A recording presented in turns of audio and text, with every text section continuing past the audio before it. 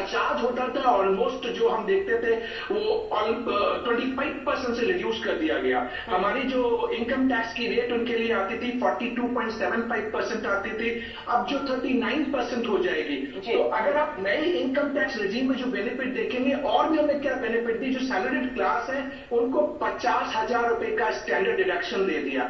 एक आपका leave encashment होता है जो 3 लाख होता था, उस पर 25 लाख तक की लिमिट बढ़ा दी। तो जो नई इनकम टैक्स की रेजिम जो वित्त मंत्री चाहते हैं कि हम सब आए और पार्टिसिपेट करें, और ऑब्जेक्टिव भी यही था, हमें एग्जम्पशन और डिडक्शन से बाहर आना पड़ेगा। लेकिन आपने डिडक्शन की बात की है यहाँ पे विमल जी, एक और क्लैरिफिकेशन से पहले कि हम अन्य मेहमानों के पास जाएं कि जो ये टैक्स स्लैब कही गई है कि भाई 7 लाख तक आपको कोई टैक्स नहीं देना, तो वहीं ये भी कहा गया है कि 3 लाख तक तो टैक्स नहीं, 3 से 6 तक भी टैक्स लगेगा और 6 से 9 तक भी 10% टैक्स लगेगा इत्यादि तमाम श्रेणियां।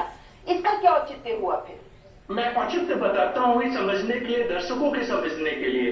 अगर किसी बंदे की 7 लाख रुपए तक की इनकम है तो उसे कोई भी टैक्स नहीं देना, उसे रिबेट मिल जाएगा। लेकिन अगर 7 लाख के ऊपर आपकी इनकम हो गई फिर आपको रिबेट नहीं मिलेगा, फिर आप टैक्सेशन स्लैब में आ जाएंगे।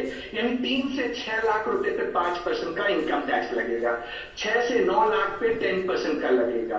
तो यानी वित्त मंत्री ने जो नया इनकम टैक्स रजीम डाला उसमें ये एक बात बहुत क्लियर है, अगर आप 7 लाख के नीचे हैं या 7 लाख तक हैं तो कोई इनकम टैक्स नहीं, लेकिन 7 लाख के ऊपर होते ही सिर्फ 3 लाख की बेनिफिट आपको मिलेगी।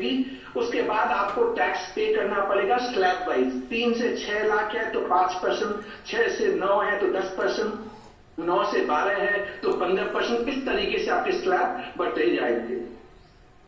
जी हमारे साथ प्रदीप अग्रवाल जी की जो चेयरमैन है सिग्नेचर ग्लोब